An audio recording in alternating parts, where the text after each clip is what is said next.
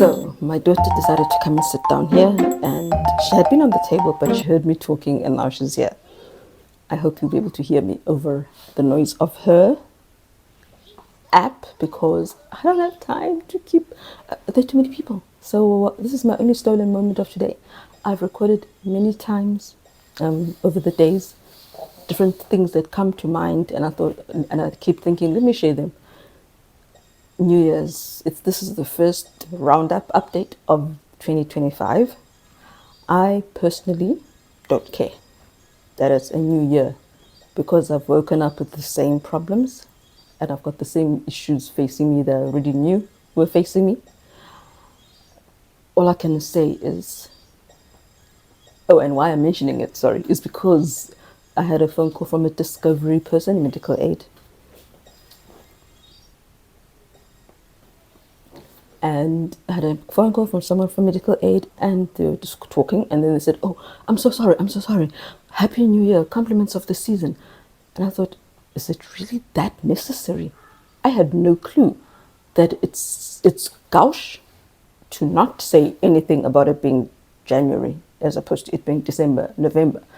So for the sake of those who think it's impolite to not mention that it is a new year, to you I say, blessed, okay, if your life is nice and normal and happy and can be happy, happy new year to you. If your life is hard, I pray that there will be moments of unexpected joy, unexpected blessings and privileges. I hope that you will have renewed strength. Though for me, that's more for your birthday. That's when I hope you have renewed strength, because that's when I really thank God for your life. But yeah, I'll say the same thing. Renewed strength to face the challenges, to wake up each morning and keep praying to the same God who's let you down. He has let you down. You don't want to be sick, so he didn't heal you. So he's let you down in that sense. But to pray to the same one who's broken your heart to give you strength, to keep mending it when sad things happen. Because if you're a special needs parent, that sad things will keep happening. More problems will keep arising. But we also pray for more progress. I pray for progress. I pray for a helpful treatment for you if you are sick. I pray for those around you who you love and worry about. I hope that those situations can be fixed, remedied by us, that God gives us the wisdom, guides us, helps us to find a way to remedy them. Yeah, that's what I'm hoping for. I'm hoping for peace. I'm hoping for resolutions to problems. And if you're stuck with a problem and you can't get out of it, I'm hoping for strength of mind, that you don't snap. If you're a mother, especially, or a parent, a caregiver, I really hope you don't snap, because you're probably the best thing those children have, or that adult with dementia, etc., has. So yeah, that is my 2025 hope and prayer. I pray that God will help us shine the way, make it look bright, even though it is dim, dark, and forbidding. I pray that God gives us more sensitive people who understand our situations, people who won't just send a little, "Hey, Happy New Year" message when they know, when you've tried to tell them that your life is really hard and sad and distressing. Those people. I hope that those ones, disappear, and you have more of the ones who understand you, the ones who get you, the ones like my 5-year-old who talks, who will say, "Mom, you should lock the door so that she doesn't keep taking you away." But at the same time, I hope for little glimpses, but that not just glimpses. I hope for progress, real progress. She, last Thursday, was the first and only time where she had been very upset with me because I was trying to fix her iPad, and I finally gave it to her, and she said, "Thank you," like she's thinking, "You loser, you loser." I pray for more of those, more thank yous, more communication for those of us whose children aren't communicating. Yes, that's a sign. More. It's a baby. It's a baby. Are you the baby? Are you the baby? Okay, say bye. Thank you. Now let's proceed with the other videos. Before I launch into the hard part, I have the most encouraging little autistic 9-year-old. He tells me I work very hard. He tells me, "Oh, Mom, you did a very good job with this food." And today, as I was coming out the car from fetching his medication, he says to me, "I heard you." So I said, "What did you hear?" And he said, "I heard you singing." So I asked, "So what did it sound like?" And he said, "Oh, it was beautiful." Just having someone, oh, and the other thing he said this week was, "Thank you so much for doing the chores, Mom." Those little things mean a lot. So yeah, there is that part that I don't experience with any other person in my family. And I experience it only with my special little boy. He's lovely.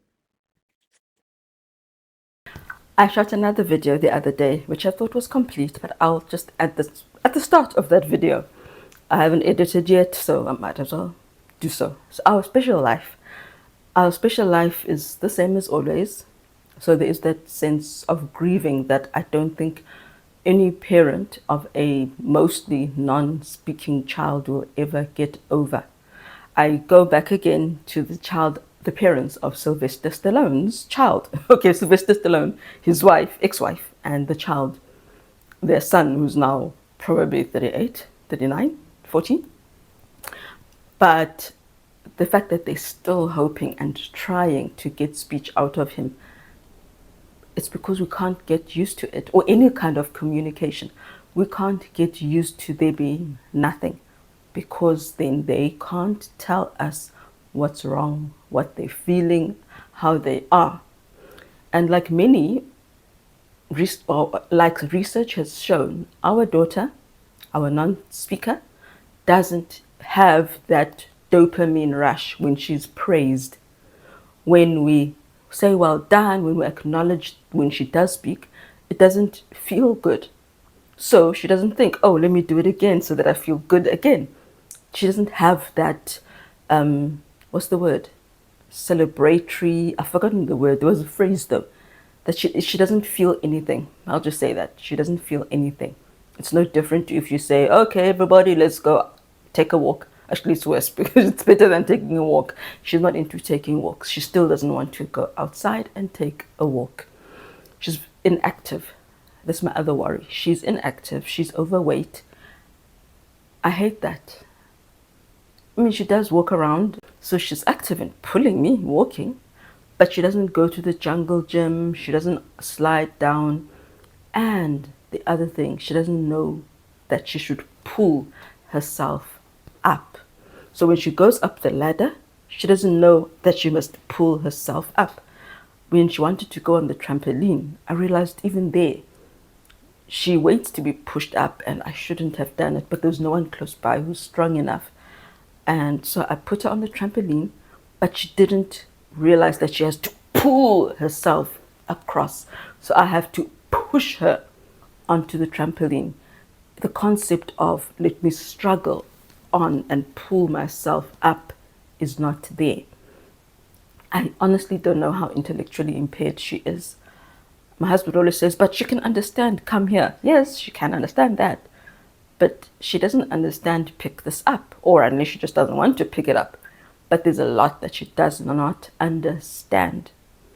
And it's sad. So it's grief, as always. It's grief.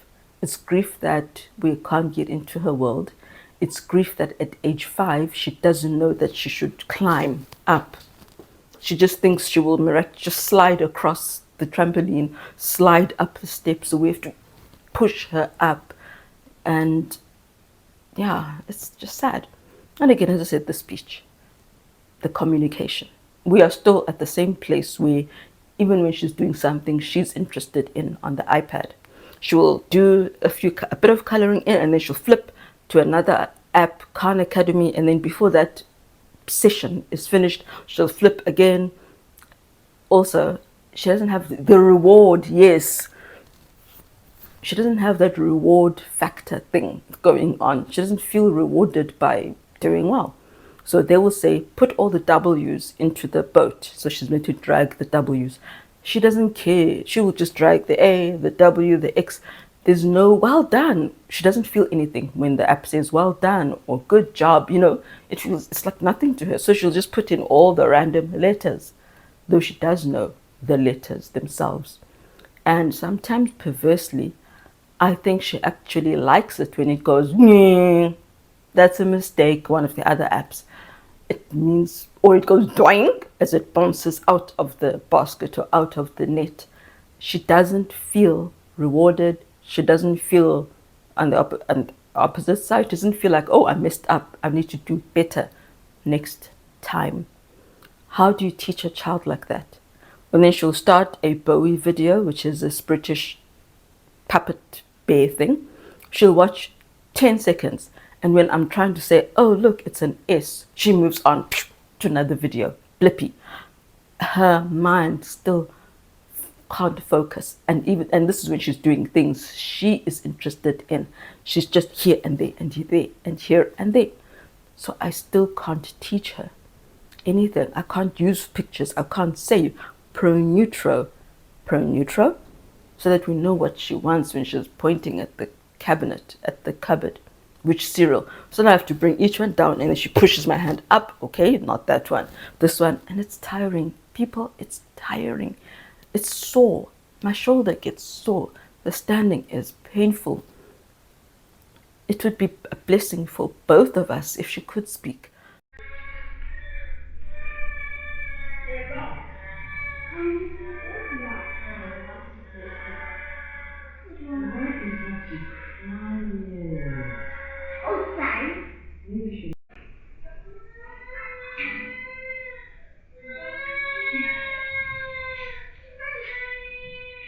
My talkative 5-year-old is going to the pediatrician today. My husband is taking her. I've asked him to take them more than I do because of the pediatricians. Have they put them in school yet? Are they in school yet? Where are the fees? So I've told my husband he can go. So Fridays he will try and sit aside. So it's just a general annual checkup, but also talkative twin, Nalo or Nene, is still violent. Talkative twin, you can't tell when she's had her Ritalin or her Amphixa or not. She's still just as hectic, though it gets worse at the end of the day. So we're struggling with her as well. We're still struggling with her.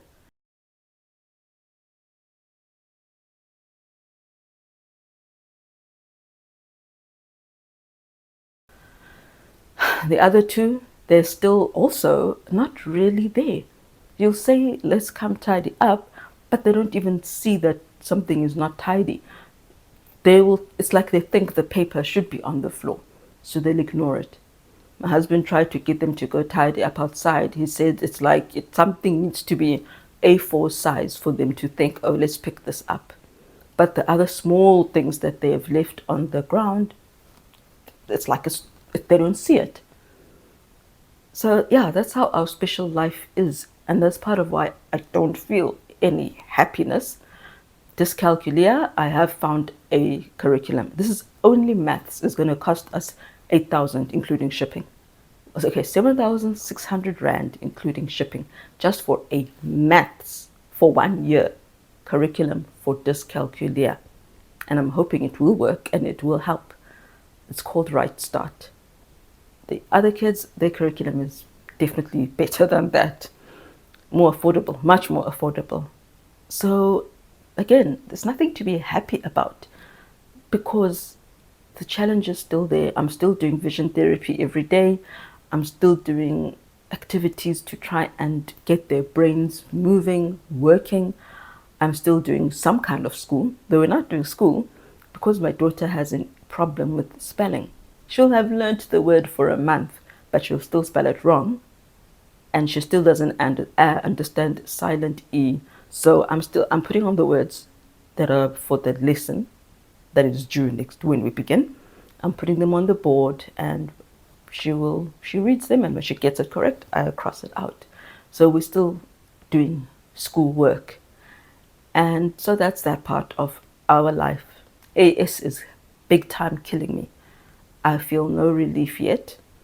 I don't know. I don't know what my results will be in March when I go for my test. And yeah, that's the special life portion. I'm trying to think of other things that have cropped up during the week. The positive. The positive is I've now moved on to 4-letter words for our daughter, for her learning to read as well, and my son. And they're doing okay. She still wants to read backwards though. So though we have told her you read from left to right, she will say p, up top, and it's pot, things like that. So you have to, then I do another line saying, no, read this way. So there are those little things. And OT did say that she's got visual processing problems. The good thing is they keep improving until around 14. Vision perception issues keep improving until around age 14. So she's still got many years to improve even without therapy, or for us to start therapy when she's 14, unless it becomes too extreme, like that of my middle children, and gets in the way of her learning. Then of course she'll do it sooner. But yeah, as I said, oh well, I won't say it because it's coming up. We're still counting down. Yes, one thing I wanted to add in the other video is fees. Residence fees for the 2 children combined, residence, this is accommodation, would have been 11,765, something like that per month. And you're paying that for, well, it's all combined over the year, but you're paying that for 10 months worth of accommodation. Food that they can't choose. UCT had horrible vegan options. I don't even think they had vegan options. It was vegetarian. There wasn't enough that was balanced and healthy for vegans. I don't know how University of Pretoria is, but this could also be a shared bedroom, which also I didn't like sharing in first year. The girl would come back late at night and wake me. Sorry, that's the theme, wake me. She was nice and quiet, but she woke me at the wrong time. And if you want to study and the other one wants to sleep, it's not fair. We didn't have a study space, so we had to study in our bedroom. So that's the other reason we wouldn't really like them to stay in res. But the fees, as I said, combined for the 2 children, teenagers, who by faith are both going to University of Pretoria, it was 11,765. So we decided to rather buy them a place in a secure complex, a little home. And for a 3-bedroom little home, I mean, it's not a huge place. It's a complex. It's a townhouse with 3 bedrooms, so that when my husband goes up, he can go and check on them and visit them and then stay there in the 3rd bedroom. That will be 7,500 rand a month. And that will be something that we've bought, so it will belong to us. There will be no, oh, it's the end of the year, we have to take everything back to Cape Town. It will just be in their flat. And they can then stay on longer if they want. You know, it gives them more freedom. And because it's a secure complex, safety. And I hope they do well. And I hope the place is quiet, because when we went to self-catering res, Friday nights were horrible. People just played their music. It was not nice. You couldn't concentrate on the Sabbath opening because of the noise. So I'm hoping the adults in the complexes will be better than students would be. And there are rules about noise there as well. So yeah, that's the plan. I'm happy. I'm happy that we can do it. It's cheaper. It's more affordable.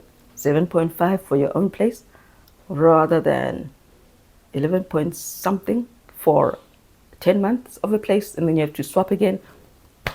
It's a no-brainer. It's a no-brainer. So that's where we are with our life, and I'm privileged. I really am. Stuff my parents couldn't have done for me, stuff I never imagined we'd be able to do, and we're buying them a vehicle as well so that they can travel on their own. I can't forget having to be the beggar in our class for speech language therapy and audiology. We had to travel to different hospitals and clinics, and it was only the white kids who had cars. So we were friends with one of these white boys, two Sutu girls and I. were friends with one of these white guys, so he always gave us a lift. But there were more students, there were 24 of us, than cars. So some of the other girls, mostly the Muslim girls, had to use public transport to get to the where the practical is. And though it's only one car that they're sharing, it's better than no car. And you don't have to then stand in the rain. Whoa, I got rained on going from one campus, going from the train, the taxi to upper campus up the hill. So yeah, I'm privileged to be able to do that. We'd hoped we'd do two cars, but yeah, one day maybe, but not now. One is enough. It's more than many of us could ever have in university. I look at the students' cars and think, wow, they must be so rich to have a car in the parking lot, student parking lot. So I'm happy my children are in a better place, in a better space than we were when we were their age. Thankful. And yeah, I'm thankful. Stress is rising. All right, I've got no school update this week because we haven't done any school, which my children are very happy about. And they've needed like no intervention. Ever since my 5-year-old became 5 or 4, she has always found something for the middle two to do. Before she could speak, it was always, Mom, what can we do now? Mom, we're so bored. Mom, this is so boring. What must we do? I had to make up activities for them even when they were on holiday.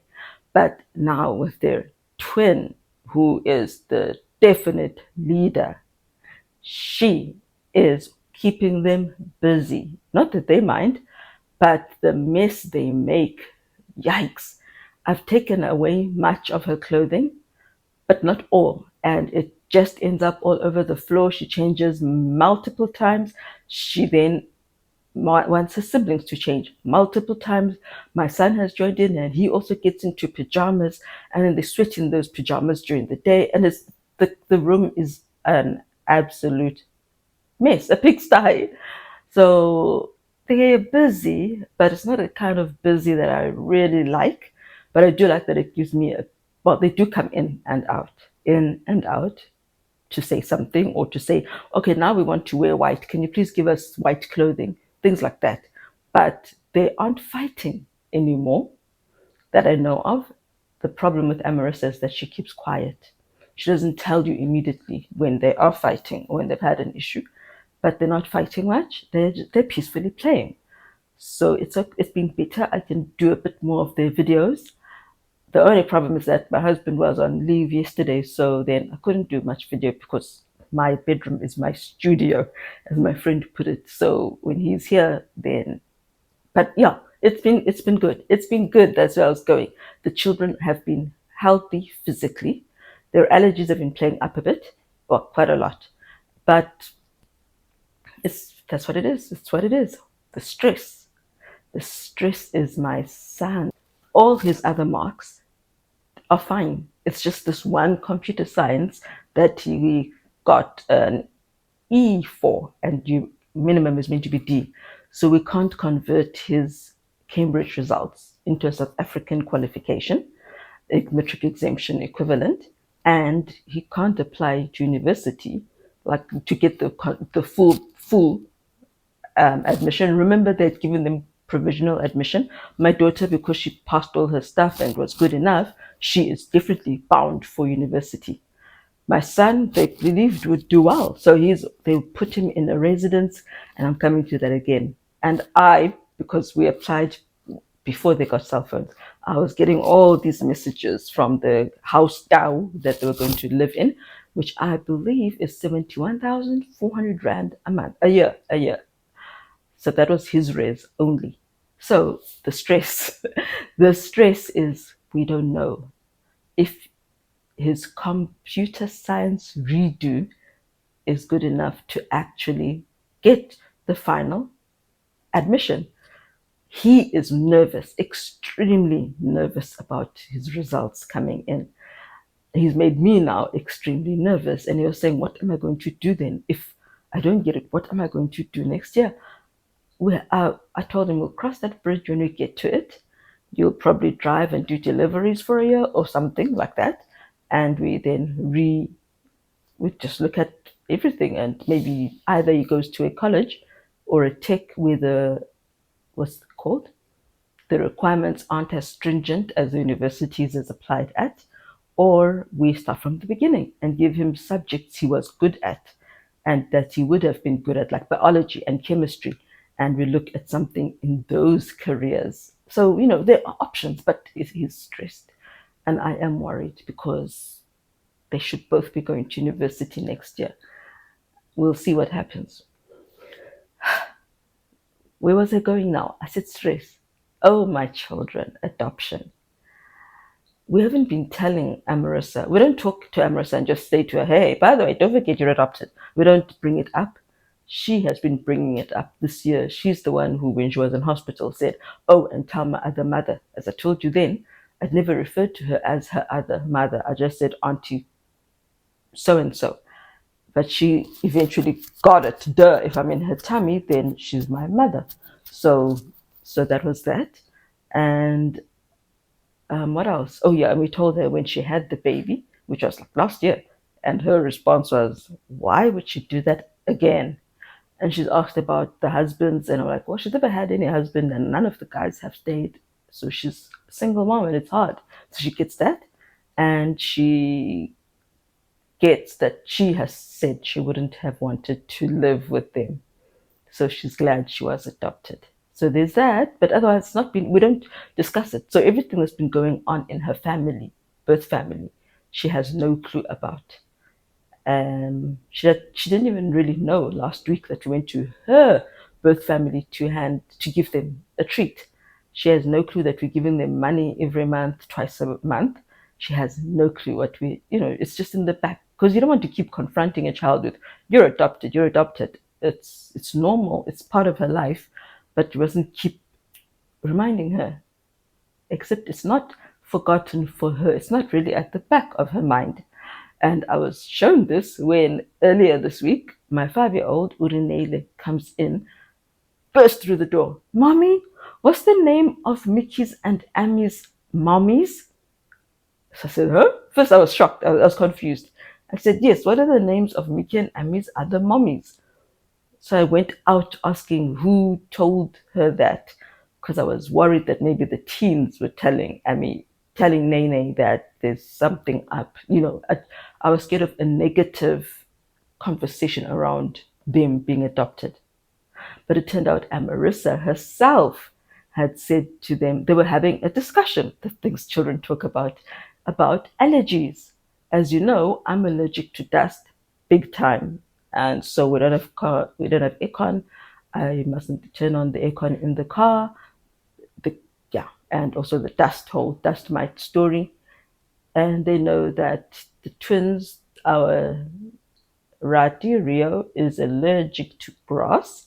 She's allergic to other chemicals as well. If I try and put cream on her hair, even the most gentle cream, so that I can try comb it, so that I can see if maybe in the future she would allow me to style it instead of us cutting it. Like if she'd allow me to do locks or something, she's actually fine with me putting the cream on. She's not that happy with me trying to brush it, but her skin reacts. And she does have allergies to pollen. So I've got allergies. Twins both have allergies. They're both on allergy medication like me. Big brother and big sister, my teenagers, also have allergies. And so they were saying, how come Mickey and Amy don't have any allergies? Mickey actually does. He's on a spray. But it's not like we've ever sat them down and said, you guys, Mikaya has an allergy problem. This is why we're doing his nasal spray. Um, so they were saying that, they were sitting and discussing that. And Marissa said, well, maybe we don't have allergies because we come from different mothers. And that was all. It was just, maybe that's why, heredity, genetics. I thought it was so cool that with all her challenges, without us ever having discussed not allergies, genetics, hereditary things, heredity, because we don't want to keep reminding her that she's not our biological child. So we never talk about because he has inherited this or Eliora looks like me. We don't discuss it. But she got it and she realized it could be passed down, and we come from different mothers. So I was just so absorbed in making sure that wasn't anything negative that had happened. I forgot to answer the question. And then my girl, because she also has ADHD, she forgot she'd asked the question about their names anyway. So we all just left it like that. So if she ever asks me again, I will tell her. But for now, we leave things, and as they bring things up, then we talk about it. So that's how it is. Everything is okay. Everything is the norm. I'm going to buy a dyscalculia friendly maths curriculum. We're looking at Right, or I'm looking at Right Start. It's expensive, but they all are expensive. So I'm going to look at that and we'll see how it goes, because we're still struggling with maths. And I'll have to probably use the same thing for my son if they believe he can ever really understand the concepts ever. So yes, that's our week. Just nothing really except a bit of adoption and a bit of school stress and psychiatric care. That's the last thing. If you didn't read between the lines, or if didn't mention it, our girl's biological mother has got. I when we okay, I always believed both children had ADHD before I took them for assessment. Assessment clearly just, what's the word? Confirmed the diagnosis, got them medicated, and when I told the birth mom, she said, and I told her that I believe you might have ADHD too, because all the symptoms and the reasons why she didn't finish high school match what ADHD people go through. The lack of focus, finding subjects boring unless it's something they're interested in, being told she's naughty. She grew up sadly with that label in the family. Oh, she's naughty. Ah, she's the naughty one. And I don't believe she's naughty. So I told her that could be it. You might have ADHD. She went and looked it up and she thought, oh, okay, the symptoms do sound the same. But she thought, I'll tell you, okay, yeah. So she said that. And then again last year, she quit a job impulsively. It was a bad job, but she quit it without making sure first that she has another job. So I said to her, your impulsivity reminds me of ADHD again, because we're very honest and open with each other. And she said, it might indeed be so. And then we just brushed it off. She went through a terrible depression. So she was being treated for depression after it had been noted the year before when she was in hospital for something totally different. The doctors noticed she was terribly depressed, and then she started going to counseling. Now, here's the thing. She's been going to counseling in one of our South African public systems at the clinic in the township. And it was once a month, which my friends know I hated. I said to them, it's not good enough to do it once a month. And from December, she had to wait until February for the next counseling session. And I didn't feel that was fair. So once a month and on medication. Then she tells me later on, after this whole debacle last year, I asked her in October, how's the medication going? And she said she quit it. She didn't want to be reliant on her antidepressant. And I told her, I believe that's a big mistake. It's not like you'll be addicted to it. It will help you cope. But anyway, things went on. And then, as I said, she quit the other job. And then she got another job.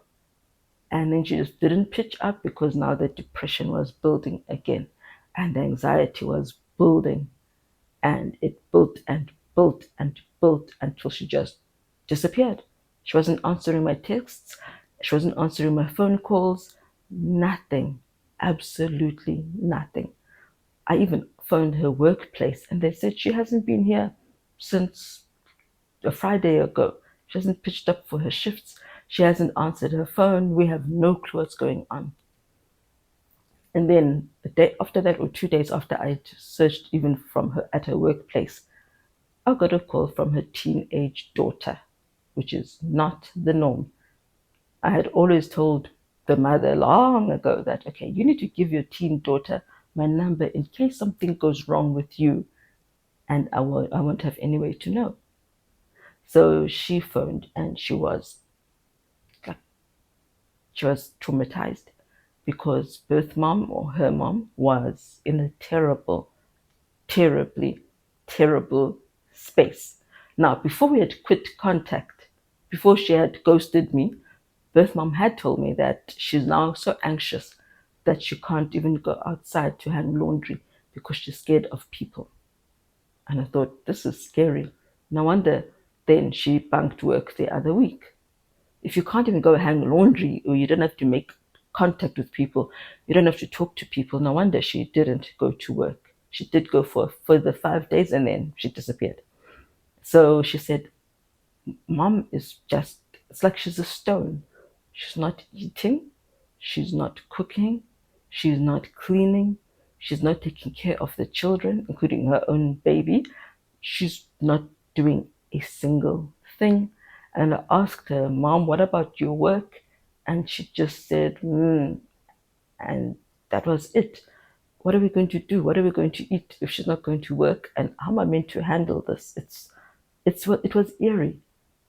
I know what it's like having someone who's there but completely detached, so detached that even her own baby didn't want to go to her anyway. She preferred her auntie, big daughter, or the nanny that they'd had previously, who we then, okay, so we heard all this and we said, okay, you need a nanny because the 18-year-old can't be taking care of two babies. It's not fair. So, and the mom. So we said, okay, we'll hire you a nanny that you had previously, and then you can kind of breathe a bit. And then it was a matter of what about the psychiatric care? She had quit going to counseling, and I said she needs help. She needs help. This is now too extreme. So we said to her, go to the clinic and tell them you want her to be at what's it called? Committed. She needs to be committed because now what's going to happen? She's clearly too depressed, and anxiety is something they'd never really touched on in her monthly counseling. The doctor then, when she went to go get the forms, she actually, poor girl, went to go get the forms, and they were like, why you don't want the forms? And I think, honestly, I'll be honest, I believe the doctor now was scared to have his patient assessed at the psychiatric hospital because it would be like he didn't do due diligence. He didn't do his duty for her as he should have. So he said, okay, no, no, no, bring her next week. Poor girl had to wake her mother up at 4 a.m. Mom, we need to go. Thank God she did agree to go. I'm so proud of her for seeing the need. Despite how badly depressed and anxious she was, she agreed to go. And because of her daughter's bravery in going there, they said, and they saw her, they said, okay, we will now do counseling every week, which is what I wanted the first time. So they did the counseling. And on the morning, and put her back on medication. On the morning that we were going to go visit, the teenager didn't know. Nobody knew we were going to go visit them. I texted the teenager just to check that they are home and haven't gone to visit some relatives. I said, I know usually you go with your relatives to go and all of you reunite in the Eastern Cape. Are you visiting anybody? Do you have any relatives who are visiting you? And she said, no, it's just us. And yeah, it's just us. And she can't go to the friends because she's scared of leaving mom alone with her child.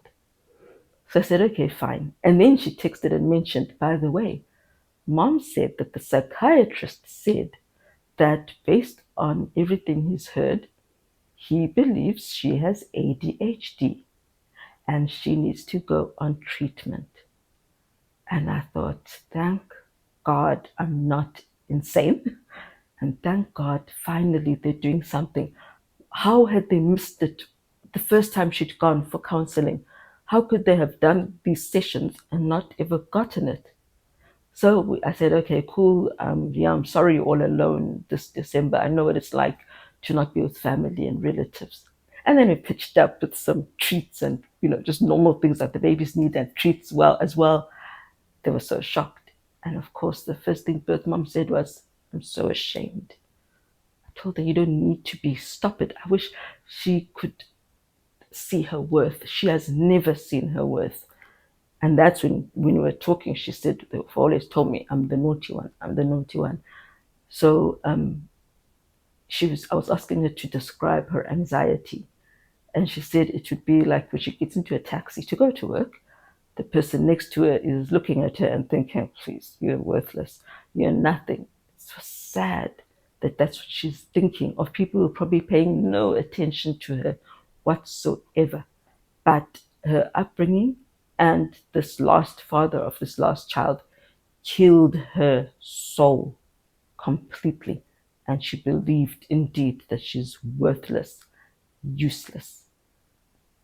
And she's mentioned before that she had suicidal ideations. And I asked her, how is it that you haven't killed yourself, given how bad you feel? And it scared me. Her answer scared me because she said, I don't have a funeral policy that I've been paying for. So my funeral would have to be paid for by the teen daughter, and she has no money. How could I saddle her with having to pay for a funeral that she has no money for? I thought this woman really has thought about it. And she said, and how could I leave her with the babies to take care of? Those are the reasons, those are the only reasons I'm still alive. And she started weeping again, as she had been on and off. And I just told her, you are so strong and so caring to put your children above yourself. Because that I would want, I don't know, I can't explain mental illness, but it is a killer. It really is. You know, many people have killed themselves for less. To go through life really feeling like you're worthless, that people think you're worthless, and be so depressed that you can't do anything, but you still stay living on purpose.